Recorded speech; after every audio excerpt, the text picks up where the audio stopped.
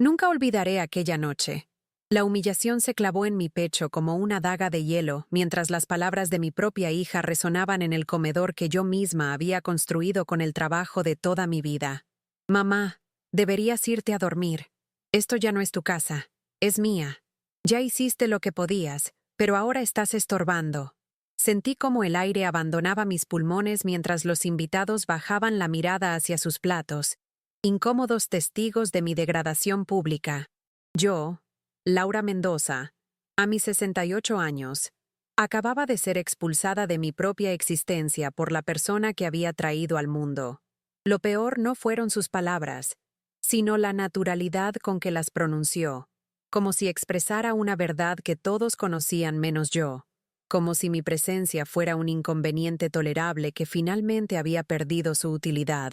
Mis manos arrugadas temblaron ligeramente mientras sostenía el vaso de agua, intentando que nadie notara cómo me desmoronaba por dentro. 3 años cuidando a mis nietos, cediendo mi espacio, mi tiempo y mi dinero, para terminar siendo tratada como una empleada doméstica cuyo contrato acababa de expirar. El silencio que siguió fue tan denso que podía cortarse. Los amigos de Fernanda, esos desconocidos que comían la cena que yo había preparado durante toda la tarde, fingieron no haber escuchado nada mientras masticaban incómodamente. Mi hija continuó hablando como si nada hubiera pasado, como si no acabara de reducir a su madre a un mueble viejo que ya no combina con la decoración. Sentí el peso de 42 años de maternidad desmoronarse sobre mis hombros, 42 años limpiando lágrimas, curando rodillas raspadas, sacrificando sueños propios, para llegar a este momento en que mi existencia era oficialmente un estorbo. No derramé ni una lágrima. No respondí. No hice una escena. Con la dignidad que me quedaba, me levanté lentamente, recogí mi plato y mis cubiertos, y me retiré a mi habitación. Ese pequeño espacio al que había sido relegada cuando Fernanda decidió que el dormitorio principal le correspondía a ella por necesitar más espacio. Mientras subía las escaleras, podía sentir sus ojos clavados en mi espalda, probablemente aliviada de que su madre anciana hubiera entendido finalmente su lugar en esta nueva jerarquía familiar. Esa noche no dormí. Permanecí sentada junto a la ventana, observando la luna sobre el jardín que había plantado con mis propias manos cuando mi esposo Antonio aún vivía. Recordé cómo habíamos construido esta casa ladrillo a ladrillo, ahorrando cada peso de mi salario como secretaria escolar y del suyo como contador. Recordé los sacrificios, las noches sin salir, los veranos sin vacaciones, todo para tener un hogar propio que algún día dejaríamos a nuestra única hija. Antonio había fallecido hace 7 años, y desde entonces, la soledad me había pesado tanto que cuando Fernanda apareció con sus maletas tras su divorcio, sentí que la vida me daba una segunda oportunidad. Qué ingenua fui al pensar que mi hija buscaba mi compañía y no simplemente una solución económica a sus problemas. Las lágrimas que contuve durante la cena comenzaron a fluir silenciosamente mientras repasaba cada momento de los últimos 3 años. Cómo gradualmente mis opiniones dejaron de importar, cómo mi espacio se fue reduciendo, cómo mi pensión comenzó a cubrir gastos que nunca acordé pagar, cómo mis rutinas fueron interrumpidas y mis pequeños placeres sacrificados. Mientras la casa dormía, yo tomaba la decisión más difícil de mi vida. No sería una decisión impulsiva ni emocional. Sería calculada, serena y definitiva, como todas las decisiones importantes que había tomado en mi existencia. Abrí el cajón de mi mesita de noche y saqué una carpeta azul que guardaba desde hace 2 años, cuando comencé a sospechar que algo no estaba bien en esta nueva dinámica familiar. Dentro estaba la tarjeta de un abogado que había consultado discretamente después de que mi sobrino Miguel intentara convencerme de poner mi casa a su nombre, por seguridad. En ese momento, el abogado me había ayudado a redactar documentos de protección patrimonial que nunca llegué a firmar, por miedo a ofender a mi familia. Qué diferente habría sido todo si hubiera escuchado mis instintos entonces. Pero nunca es tarde para recuperar la dignidad, me dije mientras guardaba la carpeta en mi bolso. Mañana sería un nuevo día, un día en que Laura Mendoza volvería a tomar las riendas de su vida, sin gritos, sin escándalos, pero con una determinación inquebrantable. El amanecer me encontró ya vestida y preparada.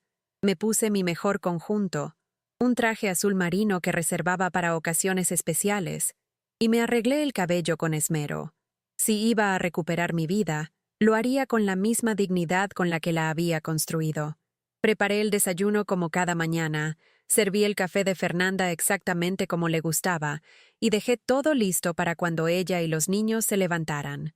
Actué con normalidad, como si la humillación de la noche anterior no hubiera ocurrido, como si no estuviera a punto de cambiar el curso de nuestras vidas para siempre. Mi hija bajó apurada como siempre, apenas mirándome mientras engullía su desayuno y revisaba su teléfono. «Voy a salir unas horas», le informé casualmente. Ella apenas levantó la vista. «Asegúrate de recoger a los niños del colegio a las 2», respondió, sin preguntar a dónde iba o por qué. Esa falta de interés, esa asunción de que mi tiempo le pertenecía, fue la confirmación final que necesitaba. Salí de casa con paso firme, sintiendo cómo con cada metro que me alejaba, un peso invisible comenzaba a desprenderse de mis hombros. Mi primera parada fue el banco. Entré con determinación y pedí hablar con el gerente, un hombre joven que siempre me había tratado con respeto. Le expliqué que necesitaba cerrar la cuenta conjunta que había abierto con mi hija, por practicidad. Una practicidad que había resultado en que mi pensión se evaporara cada mes en gastos que yo nunca aprobaba. El gerente me miró con cierta preocupación. «¿Estás segura, señora Laura? Una cuenta conjunta da seguridad a personas de su edad». Esa frase, «personas de su edad», encendió algo dentro de mí.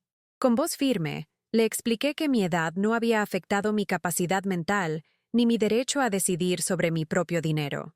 Sorprendido por mi firmeza, procedió con los trámites. Rescaté cada centavo que había ahorrado durante años.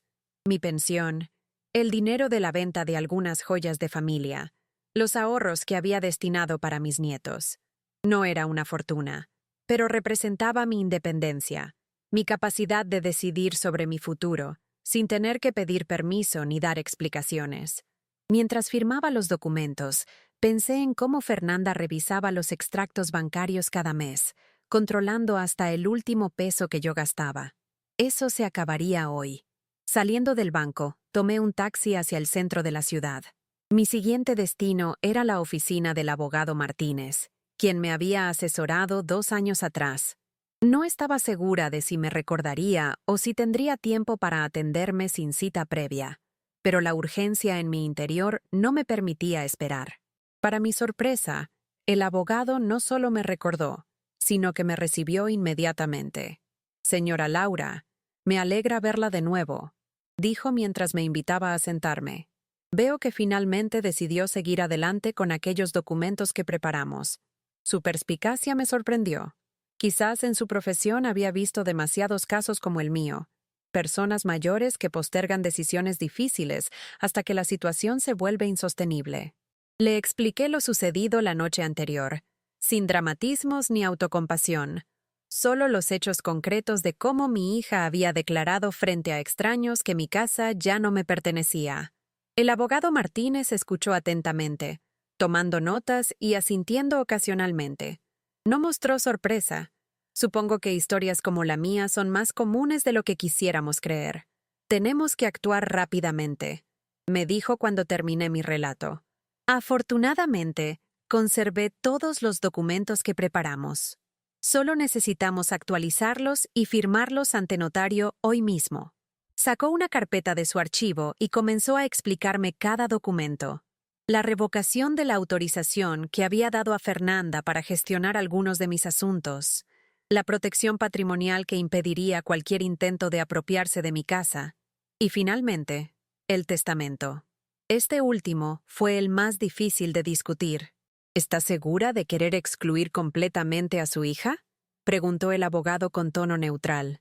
Sentí un nudo en la garganta. A pesar de todo, Fernanda seguía siendo mi hija, la niña que había sostenido en mis brazos el día que nació, la adolescente cuyas fiebres había vigilado durante noches enteras. Pero también era la mujer que había decidido que yo era prescindible, un obstáculo en su camino. Estoy segura, respondí finalmente. Mis nietos tendrán su parte asegurada cuando cumplan la mayoría de edad, pero el resto irá a la Fundación Nuevo Amanecer. El abogado asintió sin juzgar. Probablemente había visto decisiones más drásticas en su carrera. Mientras el abogado preparaba los documentos finales, me permití un momento de reflexión. No estaba actuando por venganza ni por rencor. Estaba estableciendo límites que debería haber puesto hace mucho tiempo. Estaba protegiendo no solo mi patrimonio, sino mi dignidad. La Fundación Nuevo Amanecer era un lugar que conocía bien. Había trabajado como voluntaria allí después de jubilarme. Cuidaban a ancianos abandonados por sus familias, personas que habían terminado solas después de una vida entera de sacrificios por otros. ¿Cuántas veces había escuchado sus historias y pensado, a mí nunca me pasará eso? Y sin embargo, aquí estaba, tomando medidas para protegerme de mi propia hija. La ironía no se me escapaba. Firmé cada documento con mano firme, sintiendo una mezcla de tristeza y liberación. El notario, un hombre mayor que parecía entender perfectamente mi situación sin necesidad de explicaciones, certificó todo con eficiencia profesional. Cuando salí de la oficina 3 horas después, llevaba conmigo el poder legal para recuperar mi vida. Mi siguiente parada fue una inmobiliaria. Necesitaba saber cuáles eran mis opciones si decidía vender la casa y mudarme a un lugar más pequeño, un espacio que fuera completamente mío. La agente inmobiliaria, una mujer de mediana edad llamada Carmen, me escuchó con atención mientras le explicaba mi situación en términos generales. Es más común de lo que cree, me dijo con una sonrisa comprensiva. Muchas personas de su generación están redescubriendo su independencia después de años de cuidar a otros. Sus palabras me reconfortaron. No estaba sola en este camino. Me mostró fotografías de pequeños apartamentos en un complejo para personas mayores, con servicios comunitarios y actividades sociales. Por primera vez en años, me permití imaginar una vida diferente. Despertarme sin tener que preparar desayunos para otros. Decidir cómo gastar mi tiempo sin consultar a nadie. Hacer amistades nuevas sin sentir que estaba descuidando mis obligaciones familiares. Era una visión aterradora y emocionante a la vez. No tomé ninguna decisión en ese momento, pero saber que tenía opciones me dio una sensación de control que había olvidado. Eran casi las 2 de la tarde cuando miré mi reloj. Debería estar recogiendo a mis nietos del colegio, como Fernanda había ordenado esa mañana. Por un momento, sentí la culpa familiar intentando abrirse paso en mi determinación. Mis nietos no tenían culpa de nada. Eran las víctimas inocentes en esta situación. Los amaba profundamente y no quería que sufrieran las consecuencias de lo que estaba sucediendo entre su madre y yo. Tomé mi teléfono y llamé a Fernanda. Respondió al cuarto timbre, claramente irritada. ¿Qué pasa, mamá? Estoy en una reunión importante. Su tono impaciente me recordó por qué estaba haciendo todo esto. No podré recoger a los niños hoy, le informé con calma. Tendrás que encargarte tú o enviar a alguien más. Hubo un silencio al otro lado de la línea, seguido de una explosión de indignación. ¿Cómo que no puedes? ¿Dónde estás? Sabes que no puedo salir ahora.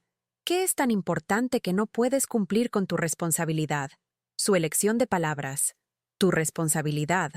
Confirmó todo lo que ya sabía. Para Fernanda, yo no era una abuela que ayudaba por amor. Era una empleada que estaba incumpliendo sus obligaciones. Estoy ocupada con asuntos personales, respondí sin alterarme. Los niños son tu responsabilidad, Fernanda. Yo solo ayudo cuando puedo. Antes de que pudiera responder, agregué. Llegaré a casa para la cena. Tenemos que hablar. Colgué sin esperar su respuesta, sabiendo que estaría furiosa. Por primera vez en años, no me importó su reacción. Había pasado tanto tiempo anticipando sus necesidades, adaptándome a sus exigencias, temiendo sus enfados, que había olvidado cómo se sentía poner mis propias necesidades primero. Era una sensación extraña, casi culpable, pero también profundamente liberadora. Decidí aprovechar las horas que me quedaban antes de volver a casa. Entré en una cafetería, pedí un té y un pastel, pequeños lujos que había dejado de permitirme, porque Fernanda siempre comentaba sobre lo caro que está todo, cuando yo gastaba en mí misma. Mientras saboreaba cada bocado, planeaba mentalmente cómo sería la conversación de esa noche. No sería una discusión, sería un anuncio. No pediría permiso ni me disculparía. Simplemente informaría a mi hija sobre las decisiones que había tomado y las consecuencias que tendría para ambas. Cuando finalmente regresé a casa, eran casi las 7 de la tarde. Podía escuchar las voces de mis nietos en la sala, mezcladas con el sonido de la televisión. Entré con calma, preparada para la tormenta que seguramente me esperaba. Fernanda estaba en la cocina, preparando algo con movimientos bruscos que delataban su enfado. Me miró con una mezcla de irritación y desconcierto cuando me vio entrar vestida formalmente. ¿Dónde diablos has estado todo el día?, espetó en voz baja para que los niños no escucharan. Tuve que salir corriendo de una reunión crucial para recoger a los niños. Mi jefe está furioso. ¿Te das cuenta de lo que has hecho? Su indignación era tan predecible que casi me resultó cómica. Como si mi único propósito en la vida fuera facilitarle la suya. Como si mis necesidades, mis asuntos, mi tiempo, no tuvieran ningún valor comparados con los suyos. En lugar de disculparme, como habría hecho antes, simplemente respondí: necesitamos hablar después de la cena, cuando los niños estén dormidos. La cena transcurrió en un silencio tenso, interrumpido solo por las conversaciones inocentes de mis nietos sobre su día escolar. Los observé con amor, preguntándome cómo les afectaría todo esto. Esperaba que algún día entendieran que lo que estaba haciendo no era por falta de amor hacia ellos, sino por respeto hacia mí misma. Fernanda apenas tocó su comida, lanzándome miradas furiosas cada pocos minutos. Cuando finalmente los niños se fueron a dormir, después de que les leyera un cuento como cada noche, regresé al comedor donde mi hija esperaba con los brazos cruzados. ¿Y bien? ¿Qué era tan importante que abandonaste tus responsabilidades hoy?, preguntó con tono acusatorio. Me senté frente a ella, coloqué mi bolso sobre la mesa y saqué el sobre con los documentos legales que había preparado ese día. Ayer por la noche, comencé con voz tranquila. Dijiste algo que me hizo reflexionar profundamente. Dijiste que esta ya no era mi casa, sino tuya, que yo estaba estorbando. Fernanda tuvo la decencia de sonrojarse ligeramente. Estaba estresada. Los invitados eran importantes para mi trabajo, y tú seguías interrumpiendo con historias que a nadie le interesan. Se justificó, sin una pizca de arrepentimiento real. No lo decía en serio, mamá. Sabes cómo soy cuando estoy bajo presión. Su falta de una disculpa genuina solo confirmó que había tomado la decisión correcta. Lo dijiste en serio, Fernanda, respondí sin alterarme. Y lo has estado demostrando con tus acciones durante los últimos 3 años. Me has tratado como una empleada en mi propia casa.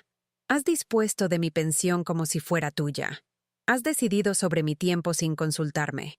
Has menospreciado mis opiniones y mis necesidades. Y ayer, finalmente, verbalizaste lo que realmente piensas, que soy un estorbo en tu vida. Mi hija intentó interrumpirme, pero levanté una mano para detenerla. No he terminado. Hoy he tomado varias decisiones importantes, y quiero informarte sobre ellas. Abrí el sobre y comencé a sacar los documentos uno por uno, explicándolos con la misma claridad con que el abogado me los había explicado a mí. Primero, he cerrado nuestra cuenta conjunta y he abierto una nueva a mi nombre exclusivamente. Mi pensión y mis ahorros ya no estarán a tu disposición. Fernanda abrió los ojos con sorpresa, pero antes de que pudiera protestar, continué. Segundo, he activado un documento de protección patrimonial que impide cualquier intento de apropiación de esta casa, que sigue siendo legalmente mía, como siempre lo ha sido. Coloqué el papel frente a ella, permitiéndole ver el sello notarial y mi firma. Su rostro comenzó a transformarse, la incredulidad dando paso a una mezcla de confusión y alarma. Y tercero, proseguí, sacando el documento más importante. He modificado mi testamento. Mis nietos recibirán una parte de mi patrimonio cuando alcancen la mayoría de edad, pero el resto será donado a la Fundación Nuevo Amanecer, que cuida de ancianos abandonados por sus familias. El silencio que siguió fue absoluto. Fernanda miraba los documentos como si fueran objetos alienígenas, incapaz de procesar lo que estaba viendo. Cuando finalmente habló, su voz temblaba de indignación. ¿Has hecho todo esto a mis espaldas? ¿Cómo pudiste? Soy tu hija, tu única hija. ¿Vas a desheredarme por un comentario estúpido hecho en un momento de estrés? Su indignación rápidamente se transformó en algo más calculador. Esto no es legal. No puedes hacer esto. Consultaré con un abogado. Puedo demostrar que no estás en pleno uso de tus facultades mentales. Esa amenaza, ese intento de cuestionar mi capacidad mental, fue quizás lo más doloroso de todo, pero también fue la confirmación final de que estaba haciendo lo correcto. El abogado Martínez se aseguró de que todo fuera completamente legal. Respondí con calma. Incluso solicitó una evaluación psicológica que confirma mi plena capacidad mental. Está todo documentado. Fernanda cambió de estrategia, pasando de la amenaza a la súplica. Mamá, por favor, piensa en los niños. ¿Qué será de ellos si nos echas a la calle? ¿De verdad quieres hacerles eso a tus propios nietos? Era un golpe bajo, usar a los niños como escudo, pero lo esperaba. No voy a echarlos a la calle, Fernanda. Respondí con firmeza. Pueden seguir viviendo aquí bajo ciertas condiciones que estableceremos por escrito. Pagarás un alquiler razonable, respetarás mis espacios y mis decisiones, y me tratarás con el respeto que merezco. O puedes buscar otro lugar para vivir, con el tiempo suficiente para organizarte. La elección es tuya. Vi cómo su rostro pasaba por diversas emociones: incredulidad, ira, miedo, cálculo. Finalmente, se asentó en una expresión que nunca había visto antes: respeto reluctante. Por primera vez en años, mi hija me estaba viendo realmente, no como una anciana manipulable, sino como una mujer con determinación y dignidad. ¿Por qué ahora?, preguntó finalmente, con un tono más calmado. ¿Por qué no dijiste nada antes si te sentías así? Era una pregunta válida, y merecía una respuesta honesta. Porque te amo, Fernanda. Porque después de que Antonio murió, la soledad era tan abrumadora que cuando apareciste con los niños, sentí que volvía a tener un propósito.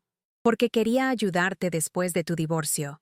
Porque pensé que era temporal, que eventualmente recuperarías tu independencia, y nuestra relación volvería a ser de madre e hija, no de sirvienta y señora.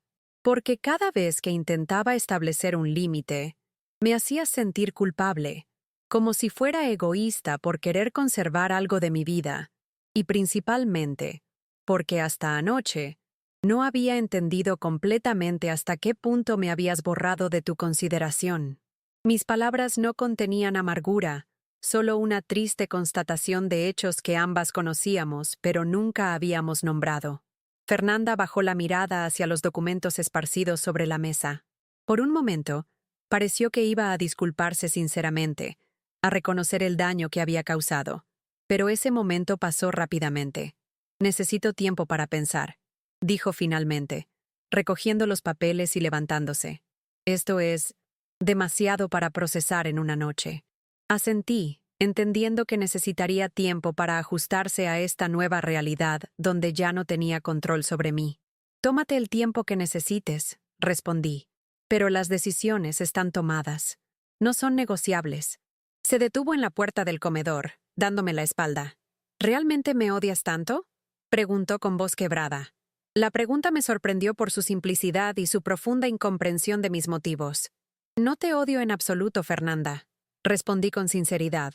Te amo lo suficiente como para enseñarte que el amor sin respeto no es amor verdadero. Es explotación. Esa noche, mientras escuchaba a mi hija moverse inquieta en su habitación, la habitación principal que había sido mía, reflexioné sobre el camino que nos había llevado hasta aquí. No sentía triunfo ni venganza, solo una profunda tristeza por lo que habíamos perdido y una cautelosa esperanza por lo que podríamos reconstruir. Quizás, con tiempo y límites claros, podríamos forjar una relación más sana. O quizás no. Estaba preparada para ambas posibilidades. Lo que no haría nunca más sería sacrificar mi dignidad por miedo a la soledad o al conflicto. A mis 68 años, había aprendido finalmente que el respeto propio no es negociable, ni siquiera por amor. Con esa certeza, me dormí más tranquila de lo que había estado en años. en la casa que había construido con esfuerzo y que ahora había reclamado como mía nuevamente. Los días siguientes fueron tensos pero reveladores. Fernanda osciló entre intentos de manipulación emocional y momentos de genuina reflexión. Los niños, perceptivos como solo los niños pueden ser, notaron el cambio en la dinámica familiar, pero parecieron adaptarse con sorprendente facilidad. Quizás porque, a diferencia de los adultos, ellos no estaban atrapados en patrones de comportamiento arraigados durante años. Una tarde, mientras ayudaba a mi nieta con su tarea, me preguntó inocentemente: «Abuela, ¿mamá y tú están peleadas?». La pregunta me tomó por sorpresa, pero decidí responder con honestidad, adaptada a su nivel de comprensión. «No estamos peleadas, cariño. Estamos aprendiendo a respetarnos mutuamente, como tú aprendes a respetar a tus compañeros en la escuela». Pareció satisfecha con la respuesta y volvió a su cuaderno. Los niños entienden más de lo que creemos sobre las dinámicas de poder y respeto. Una semana después de nuestra confrontación, Fernanda me pidió hablar nuevamente. Se había reunido con un abogado, quien aparentemente le había confirmado que mis acciones eran completamente legales y que tenía pocas opciones para revertirlas. Se sentó frente a mí en la sala, con una expresión que intentaba ser conciliadora. «He estado pensando mucho, mamá», comenzó con cautela. Quizás he sido injusta contigo. El divorcio, los problemas económicos, la presión en el trabajo, todo se acumuló y te convertí en mi válvula de escape. No estuvo bien. Era lo más cercano a una disculpa que podía esperar de ella, y la acepté como tal. Sin embargo, no estaba dispuesta a volver al punto de partida. «Aprecio que lo reconozcas, Fernanda», respondí. «Pero las cosas no pueden volver a ser como antes. Necesitamos establecer límites claros si vamos a seguir viviendo bajo el mismo techo». Durante las siguientes horas, negociamos los términos de nuestra nueva convivencia. Fernanda pagaría un alquiler modesto pero justo, contribuiría a los gastos comunes y respetaría mis espacios y decisiones. Yo seguiría ayudando con los niños, pero según un horario acordado mutuamente, no por imposición. Redactamos un acuerdo simple pero claro, que ambas firmamos. No era un documento legal como los otros, sino un compromiso moral entre madre e hija. Mientras firmaba, Fernanda me miró con una expresión que no había visto en años. Respeto genuino. «Nunca pensé que fueras capaz de hacer todo esto», admitió. «Siempre te vi como, no sé, alguien que necesitaba mi protección, mi dirección». Sonreí ante la ironía. «Esa es la trampa del edadismo, Fernanda. Confundir las arrugas con la incapacidad. Tengo 68 años, no 108, y aunque tuviera 108, seguiría mereciendo ser tratada con dignidad». Los meses siguientes trajeron cambios graduales pero profundos en nuestra dinámica familiar. Fernanda comenzó a tratarme con un respeto que no había mostrado en años. Los niños florecieron en este ambiente más equilibrado, donde las tensiones silenciosas habían sido reemplazadas por comunicación honesta. Yo recuperé espacios y rutinas que había abandonado. Volví a mi voluntariado en la fundación, retomé clases de pintura que había dejado por falta de tiempo, e incluso comencé a salir con un grupo de amigos de mi edad que había descuidado. Una tarde, mientras regresaba de una de estas salidas, encontré a Fernanda esperándome en la sala. «Te ves feliz, mamá», comentó con una sonrisa genuina. «Lo estoy», respondí simplemente. «He recuperado partes de mí que había olvidado que existían. Nunca modifiqué el testamento. No por falta de convicción, sino porque quería que Fernanda entendiera que el respeto no se compra con promesas de herencia. Quería que nuestra relación se reconstruyera sobre bases más sólidas que el interés material». Con el tiempo, mi hija demostró que había aprendido la lección. No solo cumplió con nuestro acuerdo, sino que comenzó a mostrar pequeños gestos de consideración que antes habrían sido impensables. Consultarme antes de tomar decisiones que afectaban a ambas. Interesarse genuinamente por mis actividades. Defenderme cuando otros intentaban tratarme con condescendencia debido a mi edad. Un día, la escuché corregir a una amiga que había hecho un comentario sobre lo adorable que era que yo usara redes sociales a mi edad. Mi madre no es adorable por usar tecnología, le dijo con firmeza. Es una mujer inteligente que se adapta a los cambios, como cualquier adulto competente. La edad no tiene nada que ver. Ese día, mientras preparábamos la cena juntas, una actividad que ahora compartíamos en lugar de ser mi responsabilidad exclusiva, Fernanda me preguntó algo que evidentemente había estado considerando durante tiempo. Mamá, ¿crees que alguna vez podrás perdonarme completamente? ¿Confiar en mí de nuevo? Era una pregunta difícil, cargada de implicaciones emocionales complejas. La miré directamente a los ojos mientras buscaba una respuesta honesta. Ya te he perdonado, Fernanda, respondí finalmente. El perdón es un regalo que me di a mí misma tanto como a ti. La confianza es diferente. Se reconstruye lentamente, con acciones consistentes a lo largo del tiempo. Estamos en ese camino. Asintió, aceptando mi respuesta sin defensividad. Es justo, reconoció. Y quiero que sepas que entiendo la lección que me diste. La vida te enseñó que el amor sin respeto se convierte en deuda. Y yo finalmente estoy aprendiendo a saldar la mía. Esas palabras, tan similares a las que yo había pronunciado aquella noche decisiva, resonaron profundamente en mí. No porque fueran una repetición de mi frase, sino porque demostraban una comprensión genuina de lo que había intentado enseñarle. En ese momento, supe que habíamos cruzado un umbral importante en nuestra relación. No habíamos vuelto al punto de partida.